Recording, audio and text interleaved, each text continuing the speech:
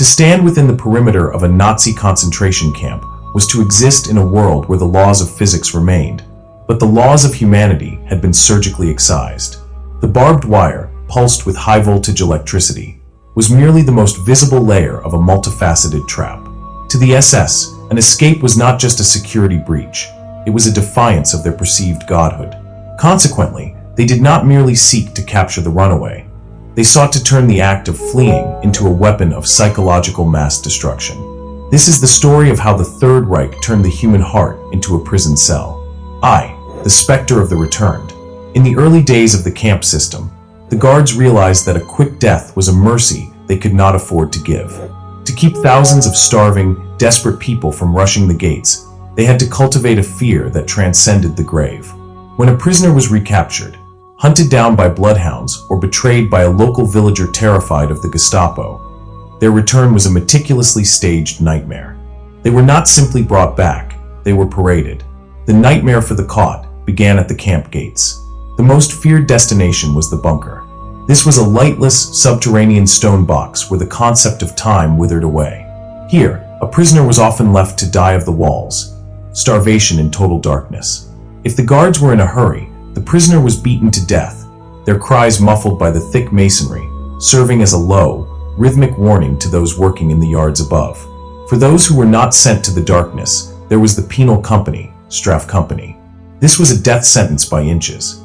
These men were assigned the most backbreaking labor, carrying massive stones up steep inclines or digging trenches in frozen earth, under a constant hail of blows. They worked until their bodies simply surrendered, their hearts stopping from sheer physiological collapse. But the most public deterrent was the execution square. During the morning appel, or roll call, the entire camp population, thousands of skeletal figures in striped rags, was forced to watch. The runaway would be brought to the center. The guards didn't just shoot them, they made a speech. They told the prisoners that the runaway had stolen the lives of those remaining. Then the trigger was pulled. The image of that falling body was intended to haunt the inmates' dreams, ensuring that the thought of the outside world was forever linked to the sight of blood on the gravel. 2. The burden of the innocent. The SS knew that a man who has lost everything might not fear his own death. To truly break a human being, they had to make him fear for the lives of others. This was the dark genius of collective punishment. The most grueling form of this was the standstill. When a single prisoner was found missing during the head count, the clock of the camp stopped. The entire population was forced to stand at attention. It did not matter if the sky was pouring sleet that froze the uniforms to their skin, or if the summer sun was liquefying the asphalt. They stood. For 6 hours, 12 hours, sometimes days. If a prisoner collapsed from exhaustion or typhus during the standstill, they were executed on the spot. The logic was chillingly simple. Because one of you left, all of you will suffer. The prisoners would watch their friends' knees buckle, knowing that if they reached out to help, they too might be killed. The act of escape was thus transformed from a heroic bid for freedom into a direct assault on one's fellow inmates. Then there was the 10-for-1 rule, a policy that turned the roll call into a lottery of death. If a man managed to vanish into the woods and elude the hounds, the SS would not go home empty-handed. They would walk down the rows of shivering men, their boots crunching on the dirt, and slowly count. 1, 2, 3, 10. The 10th man was stepped forward. They would do this 10 times. These 10 surrogates would be taken to the starvation cells. It didn't matter if they were the escapee's best friend or a total stranger from a different barracks. The SS wanted a blood price. By the time the sun set, the camp knew that one man's freedom had cost 10 men their lives. 3. The prison of the mind, brother against brother. This system of collective guilt achieved the Nazis' ultimate goal. It dismantled the solidarity of the oppressed.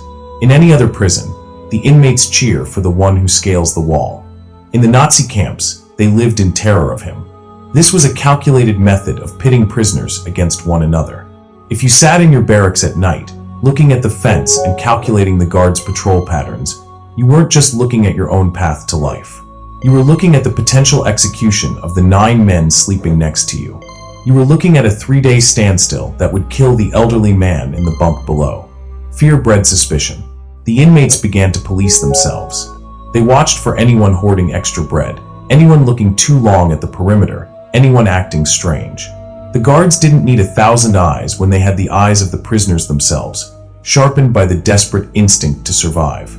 The SS had successfully outsourced their brutality. They didn't just guard the gates, they made the prisoners the locks on those gates. If someone tried to run, it was often their own bunkmates who would try to stop them, not out of loyalty to the Nazis, but out of a frantic, clawing need to keep the 10-for-1 scythe from swinging their way. For the bottom line, the heart as a deadbolt. In the end, the physical obstacles of the camps, the towers, the dogs, the machine guns, were only the outer shell of the trap. The true trap was the psychological inversion of morality. The Nazi system was designed to make the most noble human instinct, the desire for liberty, feel like a heinous crime against one's friends and neighbors. They didn't just take a man's freedom, they tried to take his soul by making his escape a murder of those he left behind. When we look back at the few who did manage to escape, we must realize they weren't just outrunning dogs and bullets. They were outrunning a crushing weight of manufactured guilt.